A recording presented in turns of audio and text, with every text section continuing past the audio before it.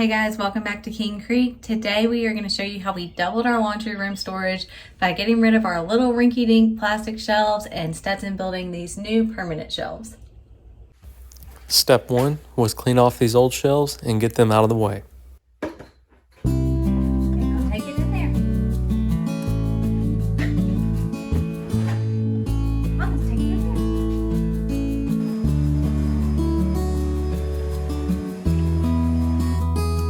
Since our house is pier and beam and none of our walls are square or level, I use my laser level to find a good starting point.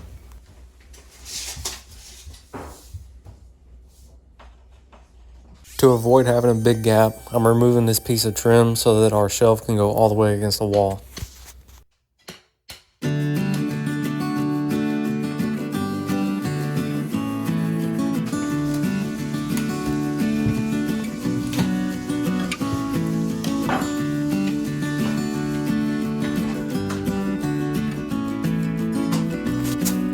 Since these shelves are 8 feet tall, I'm having to build them in place, one piece at a time.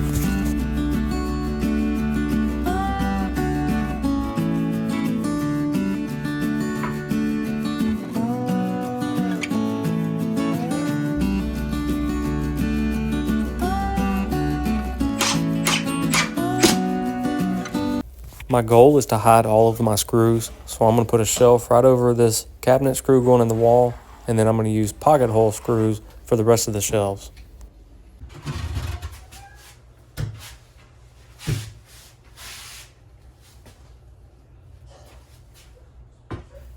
Our laundry room is very small, so it was a challenge to record in.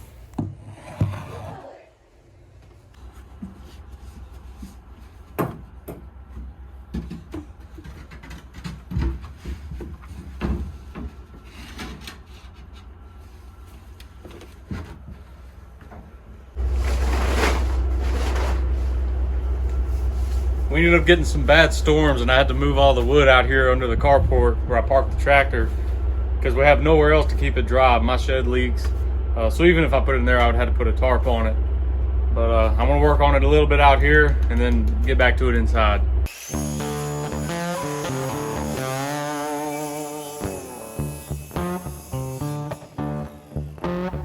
I'm just showing here how I notched this piece of wood to hide that cabinet screw I put in earlier.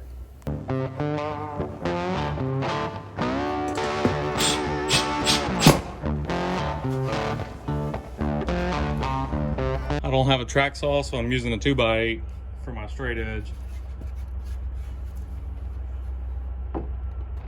My clamps are old and rusty. So a little blue paper towel. Try to keep from getting rust on our nice wood.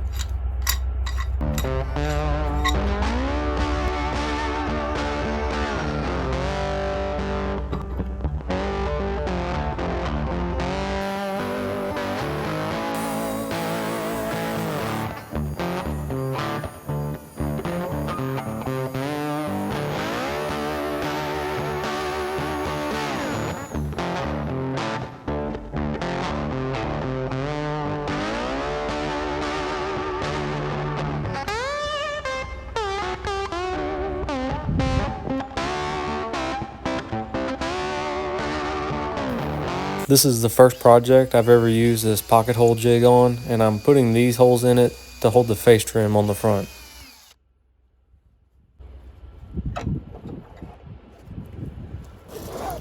I'm building these shelves so that beadboard is a few inches off of the wall in the back because there's a plug that our washer plugs into, and in hindsight, I wish I would have just went ahead and put it all the way against the wall with a hole in it. After struggling with the other side, I'm going to add a bunch of pocket holes to this one so that I can attach the beadboard to it.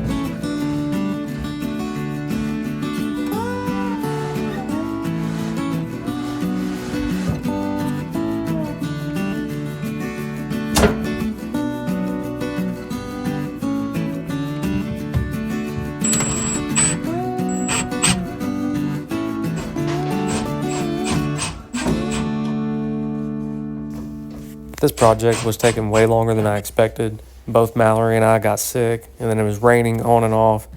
So about 3 weeks later, Mallory was able to finally put some primer on.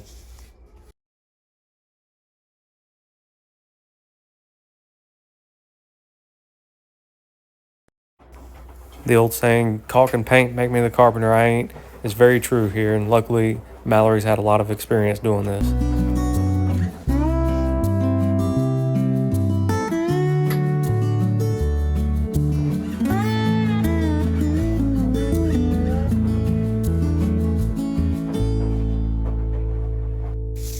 I accidentally put the pocket holes on the top of this bottom shelf, but you can see on all the ones above it, they're on the bottom side, so they're kind of hidden. And you can see how the beadboard kind of has a little bit of a bow in it, but when we put stuff in front of it, you don't see it. This is why I wish I would have went ahead and put it all the way against the wall.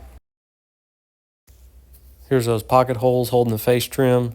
My only regret is not using another screw. I just used drywall screws, and they didn't pull as good as I would like.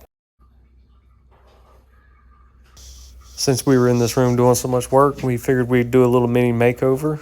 And Mallory is always hanging her aprons on this tiny nail, so we put her in something a little better and replaced the light on the ceiling.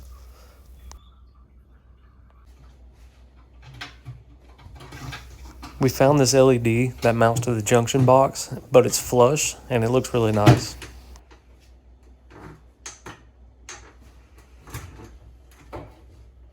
It's bright. Real quick before the final reveal, let's take a trip down memory lane and look at where we came from.